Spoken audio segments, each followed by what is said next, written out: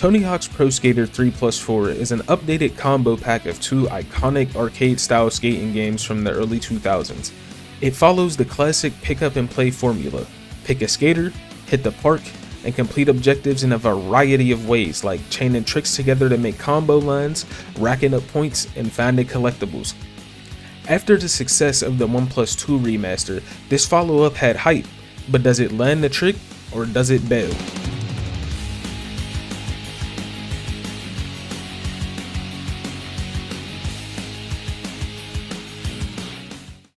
I grew up liking Tony Hawk games, but Underground was the first one I played. Merry Christmas.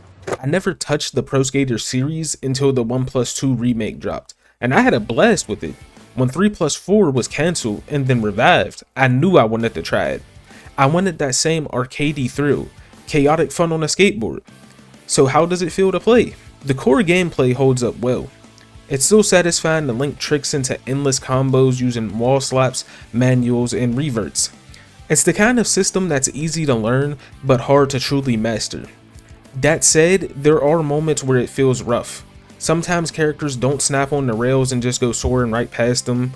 Certain landings can feel a little off, and trying to reach some heights can be frustrating.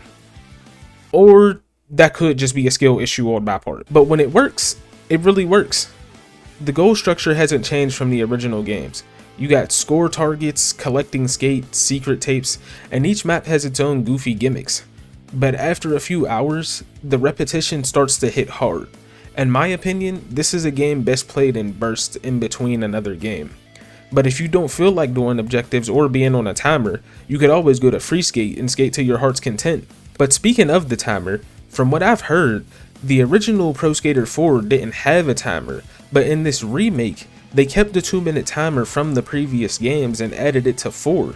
It's not a deal breaker, but ditching the timer could have helped differentiate Pro Skater 3 from 4 in more ways than just the maps, and helped with that repetitive feeling. And speaking of the maps, altogether there are 19 maps to play on between the two games, and out of the two, I think Pro Skater 4 had the more fun and varied maps. Pinball especially stood out. It's just you on a pinball table. It just felt like a level that fully embraced the weird fun this series is known for. Unfortunately, not all maps hit that high though. Suburbia, for example, got on my nerves specifically for one annoying cash collectible on a plane that flew around the map. And I hate it for that. Now let's talk about the customization. There are tons of pro skaters to choose from, and you can play as some crazy skaters like Doom Guy, Michelangelo, and the Birdman if you're feeling a more wacky character. But I spent the entirety of the game with my custom skater, and the customization options were made. You can change your outfit and deck, but when it comes to the clothing, you're limited to whatever's baked into the item. For example, you want to wear elbow pads? Well, you gotta find a shirt with them already built in. Accessories like chains, book bags, and wristwear are non-existent, but thankfully, the board customization is good and can help you stand out a bit more. And that's not where the customization ends. If you want to change up the way the entire game looks, you can get some different post-processing effects and make the visuals themselves look completely different, with effects such as cel shading and comic book filters. But what's a skating game without a soundtrack? When it comes to pro skater games, I've always seen people talking about the soundtracks. Now, music is subjective, and there are going to be a lot of different opinions.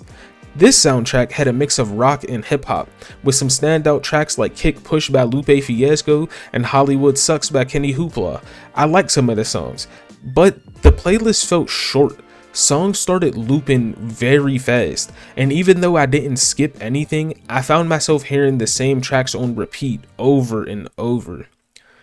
So to finish off, Tony Hawk's Pro Skater 3+4 is fun, no doubt.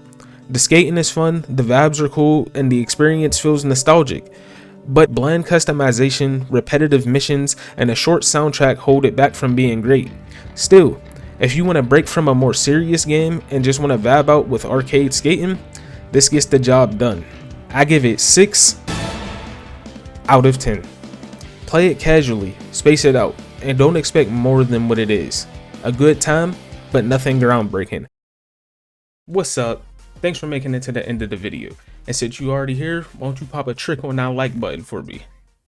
That sounded kind of wrong. Anyway, it was hard to really put together like what I was trying to say about this game, because 1 second I would be having fun and then next I would just feel completely burned out. If you're interested in what games I'm playing, check out my social media pages. I just recently started Expedition 33, so there's going to be some new posts for that on the way. And if you're interested in another review, check out what I consider to be the best video I've put out so far. And with that, thanks again for making it to the end of the video. My name's Vaughn, thanks for watching the video, and I'll see you in the next one.